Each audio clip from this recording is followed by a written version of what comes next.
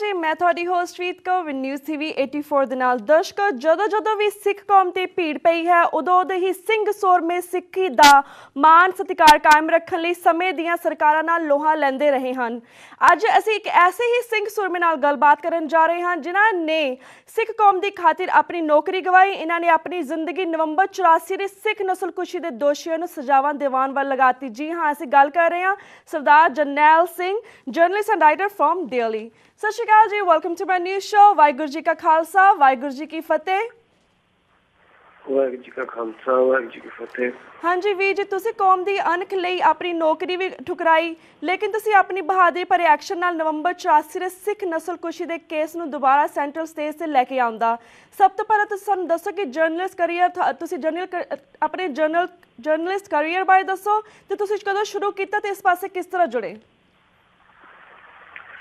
ਪਹਿਲੇ ਤੇ ਮੈਂ ਮਾਫੀ ਮੰਗਦਾ, ਮੇਰਾ ਗਲਾ ਬਹੁਤ ਖਰਾਬ ਹੋਇਆ ਹੈ ਕਿਉਂਕਿ ਇਹ ਜਦ ਦਾ ਮੰਦਭਾਗਾ ਡਿਸੀਜਨ ਆਇਆ ਸੱਜਣ ਕੁਮਾਰ ਵਾਲਾ ਸੜਕਾਂ ਤੇ ਹੀ ਆ ਜੀ 3 ਵਾਰੀ ਅਰੈਸਟ ਕਰ ਚੁੱਕੇ ਸਾਨੂੰ ਜੀ। ਤੇ ਉਸ ਤੋਂ ਬਾਅਦ ਕਦੇ ਸੋਨੀਆ ਗਾਂਧੀ ਕੋਠੀ, ਕਦੇ ਪਾਰਲੀਮੈਂਟ ਤੇ ਕਦੇ ਤਿਲਕ ਨਗਰ ਤੇ ਕਦੇ ਅਸੀਂ ਕਿਤੇ ਨਾ ਕਿਤੇ ਪ੍ਰਦਰਸ਼ਨ ਕਰੀ ਜਾਂਦੇ ਹਾਂ ਜੀ। ਤੇ ਉਹ ਬੋਲ ਕੇ ਵੀ ਥੱਕ ਗਏ, ਪਰ ਇਹਨਾਂ ਨੂੰ ਸ਼ਰਮ ਨਹੀਂ ਆਉਂਦੀ ਜੀ। ਬਾਕੀ ਜਿੱਥੇ ਤੱਕ ਇਸ ਇਸ਼ੂ ਨੂੰ ਸੈਂਟਰ ਸਟੇਜ ਤੇ ਲਿਆਉਂਦੀ ਹੈ, ਦੂਜੀ ਗੱਲ ਮੈਂ ਇੱਕੋ ਗੱਲ ਕਰਾਂ, ਕਬੀਰ ਨਾ ਹਮ ਕੀਆ ਨਾ ਕरेंगे ਨਾ ਕਰ ਸਕੇ ਸ਼ਰੀਰ, ਕਿਆ ਜਾਣਾ ਕਿ ਹਰ ਕੀਆ ਭਇਓ ਕਬੀਰ ਕਬੀਰ। ਉਹ ਤਾਂ ਪਰਮਾਤਮਾ ਦੀ ਕੋਈ ਕੁਦਰਤ ਹੁੰਦੀ ਹੈ ਤੇ ਜਿਸ ਕਰਕੇ ਉਹ ਕੋਈ ਕਿਸੇ ਨਾ ਕਿਸੇ ਨੂੰ ਵਡਿਆਈ ਮਿਲ ਜਾਂਦੀ ਹੈ ਜੀ। ਤੇ ਮੈਂ 15 ਸਾਲ ਜਰਨਲਿਜ਼ਮ ਕੀਤਾ ਮੇਨ ਸਟ੍ਰੀਮ ਮੀਡੀਆ 'ਚ, ਨੈਸ਼ਨਲ ਮੀਡੀਆ 'ਚ। 15 ਸਾਲ ਤੱਕ ਹਿੰਦੁਸਤਾਨ ਦੀ ਪਾਰਲੀਮੈਂਟ ਵੀ ਕਵਰ ਕੀਤੀ ਹੈ। 10 ਸਾਲ ਮੈਂ ਡਿਫੈਂਸ ਕੋਰਸਪੋਂਡੈਂਟ ਰਿਹਾ। ਇਹ ਜਿਹੜਾ ਰਾਸ਼ਟਰਪਤੀ ਹੈ ਇਹਦੇ ਨਾਲ ਜਾਣ ਵਾਲਾ ਮੈਂ ਇਕੱਲਾ ਕੋਰਸਪੋਂਡੈਂਟ ਸੀ ਜਦੋਂ ਮਾਸਕੋ 'ਚ ਸਮਝੌਤਾ ਰਸ਼ੀਆ ਇੰਡੀਆ ਦਾ।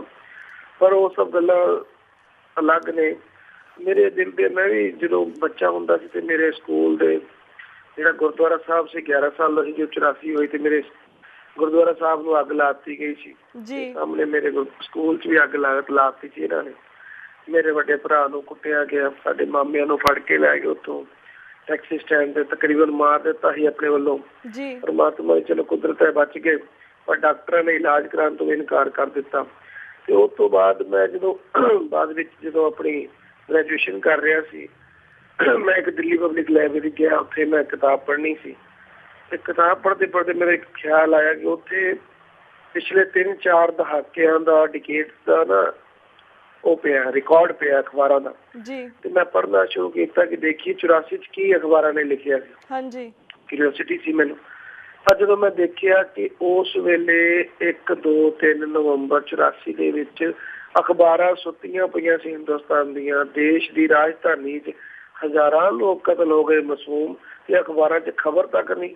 ਤੇ ਉਸ ਵੇਲੇ ਮੇਰੇ ਦਿਲ ਨੂੰ ਬੜੀ ਸੱਟ ਜੀ ਵੱਜੀ। ਮੈਂ ਕਿਹਾ ਇਹ ਮੀਡੀਆ ਉਸ ਵੇਲੇ ਇੰਨਾ ਬਹਿਸ ਸੀ ਕਿ ਕੋਈ ਖਬਰ ਵੀ ਨਹੀਂ ਦਿੱਤੀ ਇਹਨੇ। ਤਾਂ ਮੈਂ ਕਿਹਾ ਜਰਨਲਿਜ਼ਮ 'ਚ ਜਾਣਾ ਚਾਹੀਦਾ। ਤੇ ਉਸ ਵੇਲੇ ਮੈਂ ਫੈਸਲਾ ਕੀਤਾ ਕਿ ਜਰਨਲਿਜ਼ਮ ਸਾਨੂੰ ਜੁਆਇਨ ਕਰਨਾ ਚਾਹੀਦਾ। ਫਿਰ ਮੈਂ ਜਰਨਲਿਜ਼ਮ ਦਾ ਕੋਰਸ ਕੀਤਾ। ਉਸ ਤੋਂ ਬਾਅਦ ਫਿਰ ਕਾਫੀ ਮਿਹਨਤ ਕਰਕੇ ਆਪਣੀ ਜਰਨਲਿਜ਼ਮ ਥਾਂ ਬਣਾਈ। ਤੇ ਉਹਦੇ ਬਾਅਦ ਜਿੰਨਾ ਮੇਰਾ ਵਾਹ ਲੱਗਿਆ ਮੈਂ ਲਿਖਦਾ ਰਿਹਾ। ਜਦੋਂ ਇਹ ਆਪਣਾ ਨਾਨਾਵਟੀ ਕਮਿਸ਼ਨ ਤੋਂ ਪਹਿਲਾਂ ਵੀ ਜਿਹੜੀਆਂ ਖਬਰਾਂ ਲਿਖਦੇ ਰਹੇ ਅਸੀਂ। ਪਰ ਜਦੋਂ 2005 ਵਿੱਚ ਨਾਨਾਵਟੀ ਕਮਿਸ਼ਨ ਦੀ ਰਿਪੋਰਟ ਪੇਸ਼ ਹੋਈ ਹੈ ਪਾਰਲੀਮੈਂਟ 'ਚ, ਤੇ ਮੈਂ ਉਸ ਵੇਲੇ ਵੀ ਪਾਰਲੀਮੈਂਟ ਕਵਰ ਕਰ ਰਿਹਾ ਸੀ। ਤੇ ਰਾਜ ਸਭਾ 'ਚ ਮੈਨੂੰ ਯਾਦ ਹੈ ਜਦੋਂ ਪ੍ਰਧਾਨ ਮੰਤਰੀ ਨੇ ਬੜਾ ਸਾਰੇ ਜਾਣਦੇ ਬਿਆਨ ਦਿੱਤਾ ਸੀ ਕਿ ਆਈ ਬੋ ਮਾਈ ਹੈਡ ਇਨ ਸ਼ੇਮ, ਮੇਰਾ ਸਿਰ ਸ਼ਰਮ ਨਾਲ ਝੁਕਦਾ ਹੈ ਇਹ ਰਿਪੋਰਟ ਪੜ੍ਹਨ ਤੋਂ ਬਾਅਦ। ਤੇ ਮੈਂ ਇਹਨਾਂ ਦੇ ਖਿਲਾਫ ਜਿਹੜੇ ਕਾਤਲ ਨੇ ਕਾਨੂੰਨੀ ਕਾਰਵਾਈ ਕਰਾਂਗਾ, CBI ਨੂੰ ਆਦੇਸ਼ ਦਿਆਂਗਾ। ਤੇ ਮੈਂ ਉਸ ਵੇਲੇ ਮੇਰੇ ਅੱਖਾਂ ਦੇ ਸਾਹਮਣੇ ਦੀ ਗੱਲ ਹੈ ਜਦੋਂ ਇਹਨੇ ਬੋਲਿਆ। ਤੇ ਜਦੋਂ ਇਹ ਨਾਨਾਵਟੀ ਕਮਿਸ਼ਨ ਦੀ ਰਿਪੋਰਟ ਬਣੀ ਸੀ ਤੇ ਜਦੋਂ ਅਡਵਾਨੀ ਐਗਰੀ ਹੋਇਆ ਸੀ ਉਦੋਂ ਵੀ ਸ਼ਾਇਦ ਮੈਂ ਸਾਹਮਣੇ ਬਿਲਕੁਲ ਬੈਠਾ ਸੀ ਤੇ ਤਦ ਤੇ ਐਗਰੀ ਹੋਇਆ। ਮੈਨੂੰ ਵੀ ਲੱਗਾ ਕਿ ਚਲੋ ਹੁਣ ਮਨਮੋਹਨ ਸਿੰਘ ਕਹਿੰਦਾ ਤੇ ਕੁਝ ਹੋਏਗਾ। ਤੇ 2005 ਤੋਂ ਲੈ ਕੇ 2009 ਆ ਗਿਆ, ਲੇਕਿਨ ਨਾ ਪ੍ਰਧਾਨ ਮੰਤਰੀ ਮਨਮੋਹਨ ਸਿੰਘ ਨੇ ਕੋਈ ਕਾਰਵਾਈ ਕੀਤੀ ਤੇ ਨਾ ਕੋਈ ਇਹਨਾਂ ਦੇ ਖਿਲਾਫ CBI ਨੇ ਕੋਈ ਐਕਸ਼ਨ ਲਿਆ। 2009 ਅਪ੍ਰੈਲ ਦੇ ਲੋਕ ਸਭਾ ਦੇ ਪਾਰਲੀਮੈਂਟ ਦੇ ਇਲੈਕਸ਼ਨ ਅਨਾਊਂਸ ਹੋ ਗਏ ਤੇ ਉਹਦੇ ਬਾਅਦ ਇਹਨਾਂ ਨੇ ਇੱਕ ਸਾਜ਼ਿਸ਼ ਰਚ ਕੇ ਮਸਲੇ ਨੂੰ ਹਮੇਸ਼ਾ ਲਈ ਖਤਮ ਕਰਨ ਲਈ ਇਹਨਾਂ ਨੇ CBI ਦੇ ਡਾਇਰੈਕਟਰ ਨੇ ਅਸ਼ਵਨੀ ਕੁਮਾਰ ਸ਼ਰਮਾ ਨੇ ਇੱਕ ਪ੍ਰੈਸ ਕਾਨਫਰੰਸ ਕਰਕੇ ਕਿਹਾ ਕਿ ਅਸੀਂ ਜਗਦੀਸ਼ ਟਾਈਟਲਰ ਨੂੰ ਕਲੀਨ ਚਿੱਟ ਦੇ ਰਹੇ ਹਾਂ ਤੇ ਨਾਲ ਹੀ ਅਸੀਂ ਜਿਹੜਾ ਸੱਜਣ ਕੁਮਾਰ ਹੈ ਉਹਦੇ ਖਿਲਾਫ ਕੋਈ ਗਵਾਹ ਜਿਹੜਾ ਭਰੋਸੇ ਲਾਇਕ ਨਹੀਂ ਹੈ ਤੇ ਨਾ ਹੀ ਸਾਡੇ ਕੋਲ ਸਬੂਤ ਹੈ। ਅਸੀਂ ਇਸ ਪੂਰੇ ਨੂੰ ਇੱਕ ਕਲੋਜ਼ਰ ਰਿਪੋਰਟ ਫਾਈਲ ਕਰ ਰਹੇ ਹਾਂ, ਨਾਲ ਹੀ ਦਿੱਲੀ ਪੁਲਿਸ ਨੇ ਵੀ ਕਲੋਜ਼ਰ ਰਿਪੋਰਟ ਫਾਈਲ ਕਰ ਦਿੱਤੀ ਹੈ ਤੇ ਇਸ ਕਰਕੇ ਅਸੀਂ ਇਸ ਕੇਸ ਨੂੰ ਪਰਸੂ ਨਹੀਂ ਕਰਾਂਗੇ। ਹੁਣ ਇਹ ਸਰਕਾਰ ਜਾਂਦੇ ਜਾਂਦੇ ਇਹ ਆਪਣਾ ਸਾਰਾ ਕੰਮ ਖਤਮ ਕਰਨਾ ਚਾਹਦੇ, ਇਹਦੇ ਨਾਲ ਹੀ ਦੋਨਾਂ ਨੂੰ ਇਲੈਕਸ਼ਨ ਦੀ ਟਿਕਟ ਦੇ ਦਿੱਤੀ ਗਈ। ਇੱਥੇ ਐਜ਼ ਏ ਜਰਨਲਿਸਟ ਮੈਂ ਸਮਝ ਗਿਆ ਕਿ Nanavati commission was the last commission to investigate 1984। ਇਹਦੇ ਬਾਅਦ ਕੋਈ ਰਿਪੋਰਟ ਆਉਣੀ ਨਹੀਂ, ਜੇ ਰਿਪੋਰਟ ਨਹੀਂ ਆਉਣੀ ਪਾਰਲੀਮੈਂਟ ਸਟੇਬਲ ਨਹੀਂ ਹੋਣੀ, ਪਾਰਲੀਮੈਂਟ ਸਟੇਬਲ ਨਹੀਂ ਹੋਣੀ ਤਾਂ ਫਿਰ ਇਹ ਸਰਕਾਰ ਦੀ ਕੋਈ ਜਵਾਬਦੇਹੀ ਨਹੀਂ ਹੈ, ਕੋਈ ਐਕਸ਼ਨ ਟੇਕਨ ਰਿਪੋਰਟ ਨਹੀਂ ਦੇਣੀ ਪਏਗੀ। ਇਸ ਕਰਕੇ ਇਹ ਮਸਲਾ ਸਰਕਾਰ ਦੇ ਪਾਰਲੀਮੈਂਟ ਦੇ ਲੈਵਲ ਦੇ ਉੱਤੇ ਖਤਮ। ਦੂਜੀ ਗੱਲ, ਇਹਨਾਂ ਦੋਨਾਂ ਨੂੰ ਜੇ ਹੁਣ ਕਲੀਨ ਚਿੱਟ ਦੇ ਦਿੱਤੀ ਗਈ ਹੈ ਤਾਂ CBI ਵੱਲੋਂ ਦਿੱਤੀ ਗਈ ਹੈ ਤਾਂ CBI ਦਾ top most agency investigation agency ਨੇ ਇੰਡੀਆ, ਤੇ ਜੇ CBI ਨੇ ਇਹਨਾਂ ਨੂੰ ਦੇ ਦਿੱਤੀ ਕਲੀਨ ਚਿੱਟ ਤੇ ਇਹਦੇ ਬਾਅਦ ਤਾਂ ਫਿਰ ਕੋਈ ਇਨਵੈਸਟੀਗੇਸ਼ਨ ਬਚਦੀ ਨਹੀਂ। ਨੰਬਰ 3, ਜੇ ਇਹਨਾਂ ਨੂੰ ਹੁਣ ਟਿਕਟਾਂ ਦੇ ਦਿੱਤੀਆਂ ਗਈਆਂ, ਇਹ ਪਾਰਲੀਮੈਂਟ ਦੇ ਮੈਂਬਰ ਚੁਣ ਕੇ ਆ ਜਾਣਗੇ, ਮੰਤਰੀ ਬਣ ਜਾਣਗੇ, ਇਹਨਾਂ ਦੇ ਫਿਰ ਉਹ ਜਿਹੜੇ ਪ੍ਰਿਵਿਲੇਜਸ ਹੁੰਦੇ ਆ ਸਪੀਕਰ ਤੋਂ ਆਗਿਆ ਲੈਣੀ ਪਏਗੀ, ਜੇ ਰੂਲਿੰਗ ਪਾਰਟੀ ਜੇ ਰੂਲਿੰਗ ਆ ਗਈ ਤੇ ਰੂਲਿੰਗ ਪਾਰਟੀ ਦੇ ਮਿਨਿਸਟਰ ਹੋਣਗੇ। ਇਹ ਇਸ ਕਰਕੇ ਇਹ 84 ਦਾ ਇਸ਼ੂ ਹਮੇਸ਼ਾ ਲਈ ਖਤਮ ਹੋ ਜਾਏਗਾ। ਉਸ ਵੇਲੇ 2 ਅਪ੍ਰੈਲ 2009 ਨੂੰ ਪੀ ਚਿਦੰਬਰਮ ਹੋਮ ਮਿਨਿਸਟਰ ਸੀ, ਉਹਨੇ ਇੱਕ PTI ਦੇ ਕੋਰਸਪੋਂਡੈਂਟ ਨੂੰ ਕਿਹਾ, ਇੱਕ ਤਾਂ ਟਿਕਟਾਂ ਦੇ ਦਿੱਤੀਆਂ, ਉੱਤੋਂ ਦੀ ਕਹਿੰਦਾ I am very happy my friend has been exonerated by CBI, ਮੈਂ ਬੜਾ ਖੁਸ਼ ਹਾਂ ਕਿ ਮੇਰੇ ਮਿੱਤਰ ਨੂੰ ਛੱਡ ਦਿੱਤਾ। ਫਿਰ ਮੈਂ ਇਹਨੂੰ 5 ਦਿਨ ਬਾਅਦ ਇਹਦੀ ਪ੍ਰੈਸ ਕਾਨਫਰੰਸ ਸੀਗੀ ਕਾਂਗਰਸ ਦੇ ਹੈੱਡਕੁਆਰਟਰ ਦੇ ਅੰਦਰ, ਫਿਰ ਮੈਂ ਮਨ ਬਣਾਇਆ ਕਿ ਇਹ ਜਿੱਦਾਂ ਇਹਨਾਂ ਦੇ ਜੁਰਮ ਦੀ ਕਚਹਿਰੀ ਹੈ ਨਾ, ਇਹ ਕਾਂਗਰਸ ਦਾ ਹੈੱਡਕੁਆਰਟਰ ਹੈ ਤੇ ਇਹ ਹੋਮ ਮਿਨਿਸਟਰ ਹੈ, ਗ੍ਰਹਿ ਮੰਤਰੀ ਦਾ ਕੰਮ ਹੈ ਲਾਅ ਐਂਡ ਆਰਡਰ ਬਣਾਉਣਾ, ਇਹਦਾ ਕੰਮ ਹੈ ਇੰਟਰਨਲ ਸਿਕਿਉਰਿਟੀ ਨੂੰ ਬਚਾ ਕੇ ਰੱਖਣਾ। ਤੇ ਉਹੀ ਬੰਦਾ ਜਦੋਂ ਇੰਟਰਨਲ ਸਿਕਿਉਰਿਟੀ ਫੇਲ ਹੋ ਗਈ ਤੇ ਲਾਅ ਐਂਡ ਆਰਡਰ ਦੀਆਂ ਧੱਜੀਆਂ ਉੱਡ ਗਈਆਂ ਤੇ ਉਸ ਵੇਲੇ ਕਹਿੰਦਾ ਕਿ ਮੈਂ ਟਾਈਟਲਰ ਦੇ ਛੁੱਟਣ ਤੇ ਖੁਸ਼ ਹਾਂ।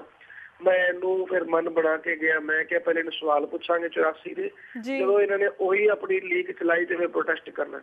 ਇਹਨੇ ਮੈਂ ਇਹਨੂੰ ਕਿਹਾ ਕਿ ਜਦੋਂ ਇੰਨੇ ਲੋਕ ਰੋਂਦੇ ਆ, ਵਿਚਾਰੀਆਂ ਵਿਧਵਾਵਾਂ, ਉਹ ਵੀ ਸਾਡੇ ਦੇਸ਼ ਦੇ ਨਾਗਰਿਕ ਹੈ, ਉਹ ਰੋਂਦੇ ਆ ਤੇ ਗ੍ਰਹਿ ਮੰਤਰੀ ਖੁਸ਼ ਕਿਉਂ ਹੋ ਰਿਹਾ? ਤੇ ਉਹ ਕਹਿੰਦਾ ਕਿ ਨਹੀਂ, ਮੈਂ ਇਹਦੇ ਚ ਤੁਸੀਂ ਇਸ ਪਲੇਟਫਾਰਮ ਦਾ ਯੂਜ਼ ਕਰ ਰਹੇ ਹੋ, using this platform for your agenda, ਤੁਸੀਂ ਇਹ ਗੱਲ ਨਾ ਕਰੋ। ਮੈਂ ਕਿਹਾ ਨਹੀਂ, 84 ਦੀ ਗੱਲ ਕਰਨਾ ਮੇਰਾ ਹੱਕ ਹੈ, ਮੈਂ ਕੋਰਸਪੋਂਡੈਂਟ ਰਿਹਾ, ਤੁਸੀਂ ਆਪਣਾ ਬਿਆਨ ਦਿੱਤਾ, ਮੈਂ ਜਵਾਬ ਮੰਗ ਰਿਹਾ। ਕਹਿੰਦਾ ਨਹੀਂ, ਮੈਂ ਇਹਦੇ ਤੇ ਗੱਲ ਨਹੀਂ ਕਰਨਾ ਚਾਹੁੰਦਾ, ਤੁਸੀਂ ਮੈਂ ਕੋਈ ਆਰਗੂਮੈਂਟ ਨਹੀਂ ਕਰਨਾ ਚਾਹੁੰਦਾ, don't want to get into any argument, ਤੁਸੀਂ 84 ਦੀ ਗੱਲ ਨਾ ਕਰੋ। ਉਸ ਵੇਲੇ ਫਿਰ ਮੈਂ ਜੁੱਤੀ ਲਾਈ ਤੇ ਮੈਂ ਕਿਹਾ ਆਈ ਪ੍ਰੋਟੈਸਟ, ਤੇ ਮੈਂ ਸੁੱਟ ਕੇ ਉਹ ਇਸ਼ੂ ਨੂੰ ਖੜਾ ਕਰ ਦਿੱਤਾ, ਕਿਉਂਕਿ ਇਹ ਇਸ਼ੂ ਹਮੇਸ਼ਾ ਦੇ ਲਈ ਇਹਨਾਂ ਨੇ ਖਤਮ ਕਰ ਦੇਣਾ ਸੀ। ਸਾਡੀ ਸਿੱਖ ਕੌਮ ਦੇ ਅੱਜ ਅਕਾਲੀ ਥੋੜੀ ਜਿਹੀ ਚੀਕਾਂ ਮਾਰ ਰਹੇ ਆ, ਇਹ ਉਸ ਵੇਲੇ ਇਹ ਵੀ ਸਾਰੇ ਭੁੱਲ ਚੁੱਕੇ ਸੀ ਤੇ ਇਹ ਇਸ਼ੂ ਨੂੰ ਇਹਨਾਂ ਨੇ ਇੱਕ ਇਲਜ਼ਾਮ ਸਾਡੀ ਕੌਮ ਤੇ ਆਉਣਾ ਸੀ। ਮੇਰੇ ਦਿਲ 'ਚ ਮੈਂ ਕੋਈ ਇੱਥੇ ਆਪਣੇ ਆਪ ਨੂੰ ਇਹ ਨਹੀਂ ਸੀ ਕਹਿਣਾ ਕਿ ਇੱਥੇ ਇਹਨਾਂ ਦਾ ਕੀ ਕਰ ਦੇਣਾ, ਮੈਨੂੰ ਇਹ ਸੀਗਾ ਕਿ ਇਤਿਹਾਸ ਵਿੱਚ ਇਹ ਨਾ ਚਲਾ ਜਾਏ ਕਿ ਸਿੱਖ ਇੰਨੇ ਕਮਜ਼ੋਰ ਹੋ ਗਏ ਸੀ ਕਿ ਹਜ਼ਾਰਾਂ ਦਿੱਲੀ 'ਚ ਕਤਲ ਕਰ ਦਿੱਤੇ ਗਏ ਤੇ ਦਿੱਲੀ 'ਚ ਕੋਈ ਉਹਨਾਂ ਦੇ ਖਿਲਾਫ ਮਤਲਬ ਇਹੋ ਜਿਹਾ ਕੰਮ ਨਹੀਂ ਕਰ ਸਕੇ ਤੇ ਉਹਨਾਂ ਨੇ ਇਸ 84 ਨੂੰ ਐਕਸੈਪਟ ਕਰ ਲਿਆ। ਮੈਂ ਇੱਕ ਉਹ ਸਿੰਬੋਲਿਕ ਪ੍ਰੋਟੈਸਟ ਕਰਕੇ ਦੱਸਣਾ ਚਾਹੁੰਦਾ ਸੀ ਕਿ ਨਹੀਂ, ਅਸੀਂ ਹਾਂ ਦਾ ਨਾਰਾ ਮਾਰ ਸਕਦੇ, ਭਾਵੇਂ ਨਵਾਬ ਮਲੇਰਕੋਟਲਾ ਬਚਾ ਨਹੀਂ ਸਕਿਆ ਸੂਬਾ ਸਦਨ ਦੀ ਕਚਹਿਰੀ 'ਚ, ਪਰ ਬੱਚਿਆਂ ਦੇ ਹਾਂ ਦਾ ਨਾਰਾ ਮਾਰ ਗਿਆ ਤੇ ਇਤਿਹਾਸ ਰਚ ਗਿਆ। ਇੱਕ ਇਤਿਹਾਸ ਰਚਣਾ ਪਏਗਾ। ਕੀ ਕਰਨਗੇ? ਗੋਲੀ ਮਾਰ ਦੇਣਗੇ ਜਾਂ ਹੋਮ ਮਿਨਿਸਟਰ ਜਾਂ ਕੀ ਕਰਨਗੇ? ਨੌਕਰੀ ਚਲੀ ਜਾਏਗੀ, ਇਹਦੀ ਨੌਕਰੀਆਂ ਚਲੀ ਜਾਣਗੀਆਂ, ਕੋਈ ਵੱਡੀ ਗੱਲ ਨਹੀਂ ਹੁੰਦੀ। ਕੈਰੀਅਰ ਖਤਮ ਹੋ ਜਾਣਾ ਕੋਈ ਵੱਡੀ ਗੱਲ ਨਹੀਂ ਹੁੰਦੀ। ਕਈ ਦੇ ਵਿਚਾਰੇ ਸਿੰਘਾਂ ਨੇ ਜੇਲ੍ਹਾਂ 'ਚ ਜ਼ਿੰਦਗੀਆਂ ਗਾਲ ਦਿੱਤੀਆਂ, ਅੱਜ ਤੱਕ ਫਸੇ ਹੋਏ ਆ। ਹੁਣ ਤਾਂ ਹੋਰ ਮੈਨੂੰ ਕੱਲ ਨੂੰ ਆਇਆ ਕਿ ਭੁੱਲਰ ਨੂੰ ਸ਼ਾਇਦ 1-2 ਦਿਨ 'ਚ ਮੈਨੂੰ ਕੁਝ ਖਬਰ ਆ ਰਹੀ ਹੈ ਕਿ ਕੁਝ ਗੜਬੜ ਹੋ ਸਕਦੀ ਹੈ ਤੇ ਮੇਰੀ ਤਾਂ ਕੋਈ ਕੁਰਬਾਨੀ ਵੀ ਨਹੀਂ। ਹਾਂ, ਇਹ ਗੱਲ ਹੈ ਕਿ ਬਿੱਦ ਇਹੋ ਜਿਹੀ ਬਣ ਗਈ ਕਿ ਉਹ ਪਹਿਲੀ ਵਾਰੀ ਉਹਨਾਂ ਦੋਨਾਂ ਦੀਆਂ ਟਿਕਟਾਂ ਕੱਟਣੀਆਂ ਪੈ ਗਈਆਂ। ਉਹਨਾਂ ਦੋਨਾਂ ਦੇ ਪੋਲੀਟੀਕਲ ਕੈਰੀਅਰ ਖਤਮ ਹੋਏ। ਸੱਜਣ ਕੁਮਾਰ ਟਾਈਟਲਰ ਦੇ 1 ਦਿਨ ਬਾਅਦ ਇਹਨਾਂ ਟਿਕਟਾਂ ਕੱਟੀਆਂ ਗਈਆਂ ਤੇ ਉਹਦੇ ਬਾਅਦ ਪ੍ਰਧਾਨ ਮੰਤਰੀ ਉਹੀ ਜਿਹੜੇ ਚੁੱਪ ਕਰਕੇ ਬੈਠੇ ਸੀ ਤੇ ਫਿਰ ਕਹਿੰਦੇ ਦੇਰ ਆਏ ਦਰੁਸਤ ਆਏ, ਕਹਿੰਦੇ ਦੇਰ ਆਏ ਦਰੁਸਤ ਆਏ ਤੇ ਪਹਿਲਾਂ ਸੁੱਤੇ ਪਏ ਸੀ। ਤੇ ਉਹਦੇ ਬਾਅਦ ਇਹ ਥੋੜਾ ਜਿਹਾ ਮਸਲਾ ਬਣਿਆ। ਇੱਕ ਸੱਜਣ ਕੁਮਾਰ ਦੇ ਖਿਲਾਫ ਫਿਰ 2010 ਚ ਇਹਨਾਂ ਨੇ ਕੇਸ ਫਾਈਲ ਕੀਤਾ, ਜਿਹਦੇ ਚ ਹੁਣ ਫੇਵਰ ਹੋ ਗਿਆ। 5 ਬੰਦਿਆਂ ਤੇ ਕਨਵਿਕਟ ਕਰਤਾ ਤੇ ਇਹਨੂੰ ਛੱਡ ਦਿੱਤਾ। ਇਹਦੇ ਵਿੱਚ ਸਾਰੀ ਰੈਲੀ ਮਿਲੀ ਗੱਲ ਚੱਲ ਰਹੀ ਹੈ। ਇਹਦੇ ਬਾਅਦ ਜਗਦੀਸ਼ ਟਰੈਕਟਰ ਦੇ ਖਿਲਾਫ ਹੁਣ ਕੇਸ ਸ਼ੁਰੂ ਹੋਇਆ, ਪਰ ਇਹ ਅਜੇ ਵੀ ਸਾਨੂੰ ਝੂਠੀਆਂ ਅਦਾਲਤਾਂ ਤੋਂ ਕੋਈ ਵਿਸ਼ਵਾਸ ਨਹੀਂ ਹੈ, ਕਿਉਂਕਿ ਪੁਲਿਸ ਰਲੀ ਹੋਈ ਹੈ, CBI ਰਲੀ ਹੋਈ ਹੈ। ਸੱਜਣ ਕੁਮਾਰ ਦੇ ਇਸ ਕੇਸ ਦੇ ਵਿੱਚ ਵੀ 6 ਗਵਾਹ ਦਿੱਲੀ ਪੁਲਿਸ ਦੇ ਪੇਸ਼ ਹੋਏ ਉਹਦੇ ਪੱਖ 'ਚ। ਜੀ ਇਹਦੇ ਤੋਂ ਪਤਾ ਲੱਗਦਾ ਕਿ ਉਹ ਦਿੱਲੀ ਪੁਲਿਸ ਨੇ ਉਸ ਵੇਲੇ FIR ਨਹੀਂ ਕੀਤੀਆਂ, ਜਿਹਨੇ ਲੋਕਾਂ ਨੂੰ ਬਚਾਇਆ ਨਹੀਂ, ਉਹ ਅੱਜ ਵੀ ਸੱਜਣ ਕੁਮਾਰ ਨੂੰ ਬਚਾਉਣ ਵਾਸਤੇ ਗਵਾਹ ਪੇਸ਼ ਕਰ ਰਹੀ ਹੈ। 1992 ਦੇ ਵਿੱਚ ਇੱਕ ਕੇਸ ਬਣਿਆ ਇਹਦੇ ਖਿਲਾਫ, ਚਾਰਜਸ਼ੀਟ ਦਾਖਲ ਹੋਈ ਨਾਂਗਲੋਈ ਦੇ ਵਿੱਚ, ਗੁਰਬਚਨ ਸਿੰਘ ਗਵਾਹ ਆ ਉਹਦਾ, ਤੇ ਉਹ ਅੱਜ ਤੱਕ ਕੋਰਟ 'ਚ ਨਹੀਂ ਆ ਸਕੀ। ਅੱਜ 21 ਸਾਲ ਹੋ ਚੁੱਕੇ ਨੇ ਤੇ ਕੋਰਟ 'ਚ ਨਹੀਂ ਆਈ। ਇਸ ਤੋਂ ਲੱਗਦਾ ਜੁਡੀਸ਼ੀਅਲ ਸਿਸਟਮ ਫੇਲ ਹੋ ਚੁੱਕਾ ਹੈ। ਉਹ ਵਿਚਾਰੇ ਗੁਰਬਚਨ ਸਿੰਘ ਨੂੰ 2 ਵਾਰੀ ਹਾਰਟ ਅਟੈਕ ਹੋ ਚੁੱਕਾ ਹੈ। ਕਿੰਨਾ ਕੁ ਚਿਰ ਜਿਉਂਦਾ ਰਹੇਗਾ? ਕੀ ਸਰਕਾਰ ਇਹ ਇੰਤਜ਼ਾਰ ਕਰ ਰਹੀ ਹੈ ਕਿ ਉਹ ਚਲਾ ਜਾਏ ਤੇ ਇਹ ਕੇਸ ਵੀ ਖਤਮ ਹੋ ਜਾਏ? ਇਸ ਤੋਂ ਪਤਾ ਲੱਗਦਾ ਹੈ ਕਿ ਕੋਈ ਨਿਆਂ ਦੇਣ ਦੀ ਇਹਨਾਂ ਦੀ ਕੋਈ ਨੀਅਤ ਨਹੀਂ ਹੈ। ਜੀ ਬਿਲਕੁਲ। ਤੇ ਵੀਰ ਜੀ, ਜਿਸ ਤਰ੍ਹਾਂ ਸੁਣਨ ਵਿੱਚ ਆਇਆ ਕਿ ਦੁਨੀਆ ਸਪੈਸ਼ਲੀ ਇੰਡੀਆ ਦੇ ਵਿੱਚ ਹਰ ਜਗ੍ਹਾ ਤੇ ਧਰਨੇ ਦਿੱਤੇ ਜਾ ਰਹੇ, ਰੋਸ ਪ੍ਰਦਰਸ਼ਨ ਕੀਤੇ ਜਾ ਰਹੇ, ਜਲੂਸ ਕੱਢੇ ਜਾ ਰਹੇ, ਵਿਰੋਧ ਪ੍ਰਦਰਸ਼ਨ ਕੱਢੇ ਜਾ ਰਹੇ ਨੇ। ਇਸ ਵੇਲੇ ਸੁਣਨ ਵਿੱਚ ਆਇਆ ਕਿ ਬੀਬੀ ਨਰਪ੍ਰੀਤ ਕੌਰ ਵੀ ਦਿੱਲੀ ਦੇ ਵਿੱਚ ਭੁੱਖ ਹੜਤਾਲ ਕੀਤੀ ਹੋਈ ਉਹਨਾਂ ਨੇ, ਤੇ ਉਹਨਾਂ ਜਿਹੜੇ ਭੁੱਖ ਹੜਤਾਲ ਕੀਤੀ ਹੋਰ 5ਵਾਂ ਦਿਨ ਚੱਲ ਰਿਹਾ, ਉਹਨਾਂ ਦੀ ਸਿਹਤ ਵੀ ਖਰਾਬ ਹੋ ਰਹੀ। ਕੀ ਕੋਈ ਸਰਕਾਰੀ ਅਧਿਕਾਰੀ ਉਹਨਾਂ ਨੂੰ ਮਿਲਣ ਆਇਆ ਹੈ ਜਾਂ ਫਿਰ ਕੋਈ ਪੁੱਛਗਿੱਛ ਕੀਤੀ ਹੈ ਸਰਕਾਰ ਨੇ ਇਸ ਚੀਜ਼ ਦੇ ਬਾਰੇ? ਇਹ ਬੇਸ਼ਰਮ ਸਰਕਾਰ ਹੈ। ਬੀਬੀ ਨਰਪ੍ਰੀਤ ਕੌਰ ਦਾ 5ਵਾਂ ਦਿਨ ਹੁਣ ਸ਼ੁਰੂ ਹੋ ਚੁੱਕਾ, ਪਰ ਅਜੇ ਤੱਕ ਕੋਈ ਸਰਕਾਰ ਵੱਲੋਂ ਨੁਮਾਇੰਦਾ ਮਿਲਣ ਨਹੀਂ ਆਇਆ ਜੀ। ਪਰ ਹਾਂ, ਉਹ ਜਿਹੜੇ ਉਹਨਾਂ ਦੇ ਸਰਕਾਰੀ ਡਾਕਟਰ ਹੈ ਉਹ ਥੋੜਾ ਜਾ ਕੇ ਚੈੱਕਅਪ ਕਰ ਚਲੇ ਜਾਂਦੇ ਆ। ਪਰ ਇਹ ਅਜੇ ਤੱਕ ਇਹ ਪ੍ਰਧਾਨ ਮੰਤਰੀ ਮਨਮੋਹਨ ਸਿੰਘ ਸਿਰ ਤੇ ਬੈਠਾ ਹੋਇਆ, ਇਹਨੂੰ ਸ਼ਰਮ ਨਹੀਂ ਆਉਂਦੀ ਕਿ 5 ਦਿਨ ਹੋ ਗਏ।